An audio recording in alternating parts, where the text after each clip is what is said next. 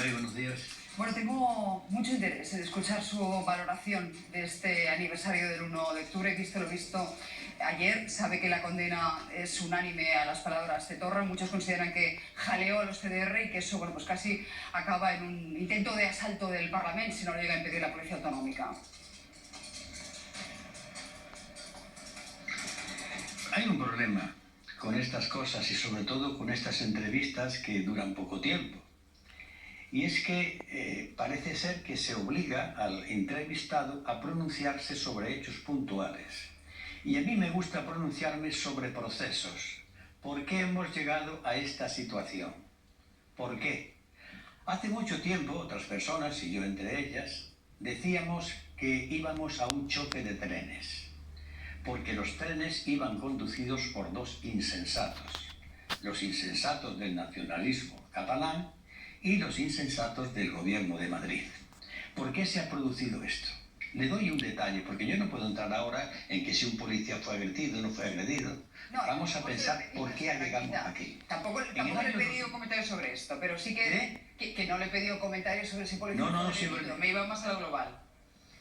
A ese divorcio que estamos viendo entre los CDRs ¿puedo continuar? Y los partidos y el propio gobierno de la Generalitat. Bien, vamos a ver. Sigo con mi análisis y después le explicaré lo que opino de eso. O empezaré con esto rápidamente para despacharlo. En todo proceso donde hay una alteración, diríamos, de las conciencias y tensiones, ocurren momentos de radicalización que se le va de las manos a todos, a unos y a otros. ¿Cuál es el problema de fondo que hay en Cataluña? En el año 2011, recordarán ustedes que los indignados rodearon el Parlamento catalán, protestando no solamente por las condiciones de vida, porque el gobierno catalán, el gobierno donde estaban independentistas, estaba aplicando la mismísima política económica que el gobierno de Madrid, la misma, la política de austeridad. Y también indignados porque se estaban produciendo también en Cataluña los mismos hechos de corrupción, el famoso 3%, el tema de Puyol, etcétera, etcétera. Los políticos catalanes conservadores, ante aquel hecho del asedio al Parlamento de Cataluña, requirieron inmediatamente la intervención de los tribunales. ¿Qué cosas, eh? Bien, al poco tiempo, continuando esta política, se les ocurrió o vieron el escape de librarse de las consecuencias de la ley, mandándole a la gente el mensaje de que la culpa de la situación que estaban pasando la tenía el gobierno de Madrid. Por tanto, transformaron un conflicto social en un conflicto de identidad. Que en Cataluña hay personas que sienten la identidad catalana, obviamente, pero ¿cómo es posible que en poquísimos años se pase de un 14, un 15% a esta cantidad de gente que vemos en la calle radicalizada? ¿Por qué? Porque se ha hecho del problema, que fundamentalmente es de clase, un problema de tipo político. Y en estos momentos la única salida, y va a ser a largo plazo, porque el embrollo es muy gordo, es una política social y económica en España y en Cataluña que haga que la gente se vea atendida y no recurran muchas de esas personas al independentismo como una visión de que va a tenerle la solución a sus problemas sociales. Y esto exige pulso, tranquilidad, serenidad y firmeza. Si no, estaremos todos los días. Los movimientos radicales se fragmentan, se vuelven otra vez a fragmentar, se enfrentan entre sí. El gobierno catalán ya no domina la situación, que por cierto, la ha puesto él en marcha también. Tiene una parte de responsabilidad. Pues, señora Anguita, siguiendo con su lectura, en la que por cierto coincido bastante, ahora mismo lo que tendríamos es un divorcio entre la base, la calle, y los poderes políticos soberanistas. A partir de ahí, usted dice, la solución está en desinflamar, destensar. Es lo que está haciendo el gobierno de Pedro Sánchez. Pero estamos viendo también una competición en el centro-derecha por ver quién aplica antes el 155 o la ley de partidos. En este escenario, no sé qué pronóstico hace usted, qué anticipa que va a ocurrir. ¿Cree que Pedro Sánchez va a ser capaz de desinflamar o nos veremos abocados a unas elecciones donde haya un vuelco político que lleve a soluciones bastante más agresivas?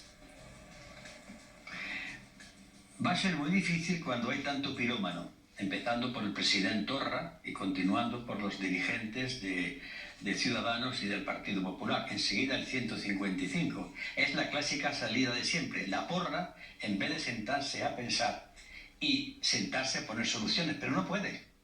Desde la derecha española y catalana no van a ir contra la política económica que ellos defienden y que ha permitido enriquecerse a unos pocos a costa de la inmensa mayoría, tanto catalanes como españoles.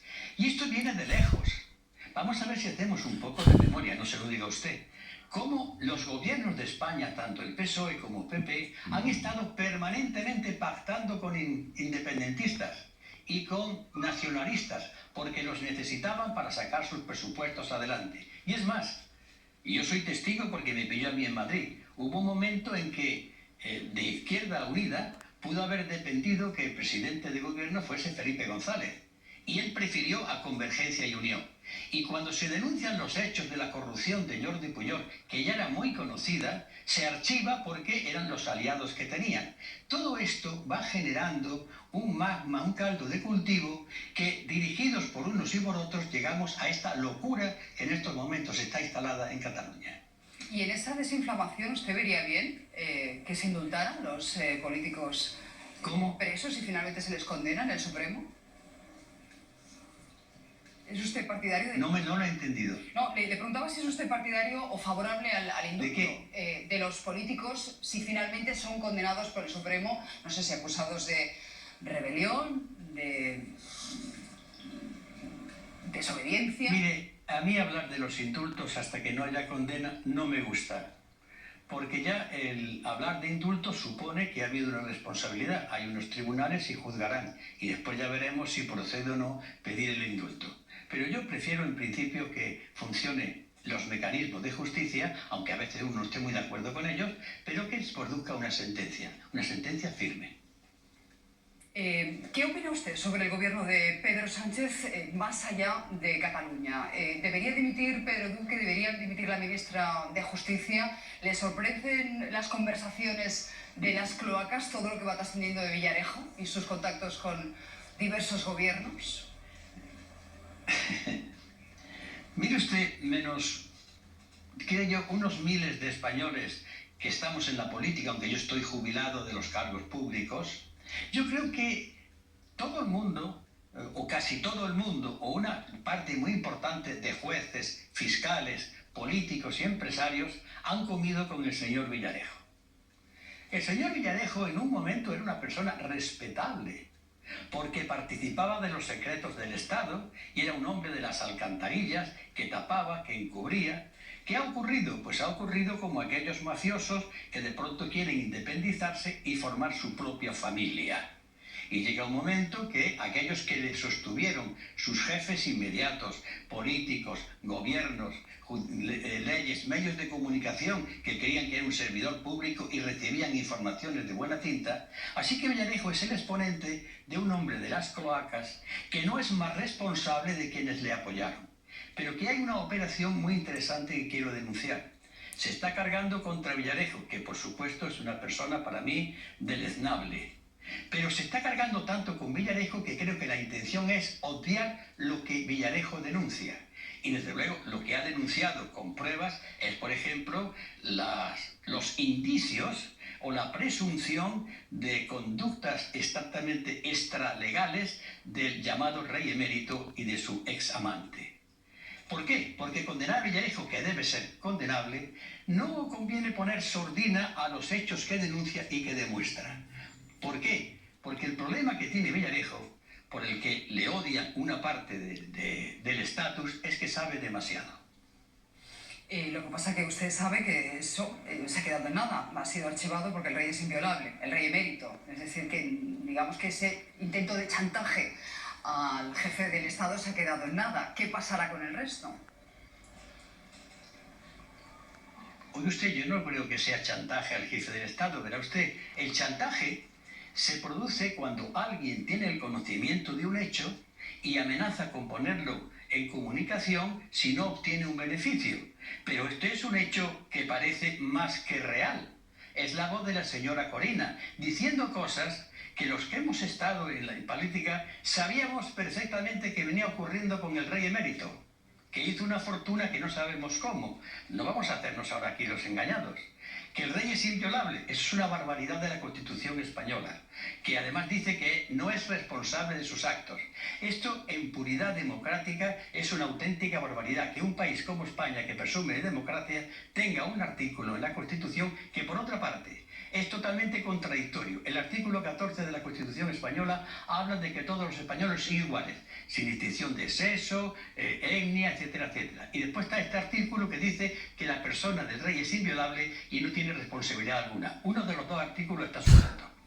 Para mí sobra este último. Pero más allá de eso, no tiene ningún recorrido. Es decir, que la investigación que se abrió judicialmente ha quedado archivada. No, se lo digo porque esos son los hechos.